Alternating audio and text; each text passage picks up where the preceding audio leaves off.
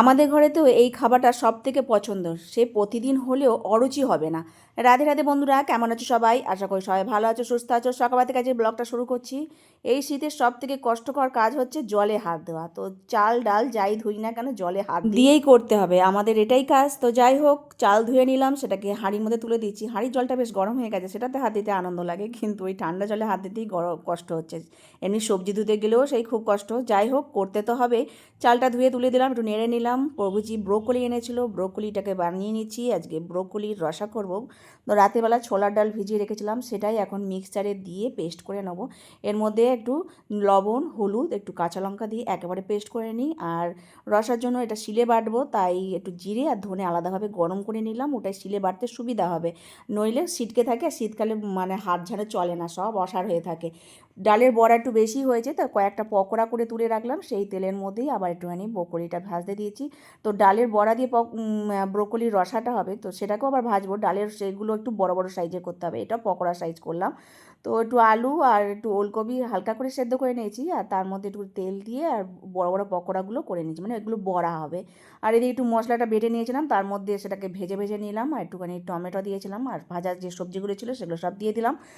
Beans, কড়াইশুঁটি সেগুলো আগে দিয়ে দিয়েছি, তারপরে আলু ওলকপিটা ভেজেছিলাম সেটাও দিয়ে দিলাম। একটু সাঁতলে নিলাম, সাঁতলে নিলে তরকারি টেস্ট আলাদা হয়, খুব সুন্দর হয়। বড়াগুলো দিয়ে দিয়েছিলাম, ব্যাস এই পকোড়াগুলো আর বড়া দিয়ে মানে সাদামাটা রান্না বানাও। তবে আমাদের ঘরে এই সব খাবার দাবারই মানে প্রতিদিন হলে কোনো মানে অরুচি লাগবে না, এত টেস্ট লাগে, এত ভালো লাগে, সকলেই পছন্দ করে। তার সাথে ছিল গন্ধরাজ লেবু, খুব সুস্বাদু হয়েছিল। প্রসাদ পেতে তো খুব আনন্দ হয়েছে, সকলে মিলে প্রসাদ পেয়েছিলাম। তারপরে আমি ঘরে কাজকর্ম সারছি, প্রভুজি কাজে চলে গেছে, জয়িতা তো ঘরেই আছে। তো যাই হোক, আর গোগো ঘরে আছে। এবছরের শীত যেন বেশি পড়েছে মনে হচ্ছে, মানে কাঁথা কম্বলে আটকাচ্ছে না, ডবল ডবল করে নিতে হচ্ছে। খাওয়া দাওয়ার পর যে বাসনগুলো পড়েছিল সেগুলো এই বাইরের বেসিনেই ধুয়ে নিয়েছি। বেসিনে কয়েকটা থালা বাসন আমাদের পড়েছিল, সেগুলোই মেজে ধুয়ে আর টেবিলে উপর করে রাখি। তো এগুলো এখানেই ধোয়া হয় আর এখানেই রাখা হয়। রান্নাঘরে ভগবানের বাসনপত্র সব ধোয়া হয়ে গেছে, আর রান্নাঘরও মোছা হয়ে গেছে। প্রভুজি কিছু মুদিখানা নিয়ে এসেছিলো অফিস থেকে আসার সময়, তেল ফেল বাড়ন্ত ছিল, পাস্তা, এদিকে ছোলা, মটর, কাবলি ছোলা, এগুলো সব নিয়ে এসেছিলো, গুছিয়ে রেখে দিয়েছি। আর রাতের জন্য এখানে আলুর তরকারি করছি, একটু বড়ো সাইজ করে আলু বানানো হয়েছে, এটা প্রেশার কুকারের মধ্যে দেবো। তার মধ্যে একটুখানি কালো ছোলা দিয়ে দিলাম, কালো ছোলাটা ভেজেছিলাম। ভেবেছিলাম যে ফুচকা করব, তো সে এত ঠান্ডাতে আর ভালো লাগছে না, ফুচকার জলও ঠান্ডা বড় হয়ে থাকবে, তো আর ইচ্ছা হলো না। তো সেটা দিয়ে তরকারি করে নিয়েছিলাম, আর আটা মেখে নিলাম, পরোটা করব। রসগোল্লা ছিল, সেগুলো চিপে চিপে দুধের মধ্যে একটু ফুটিয়ে নিয়েছি, যেহেতু ফ্রিজে রেখেছিলাম ঠান্ডা বরফ হয়ে গেছে।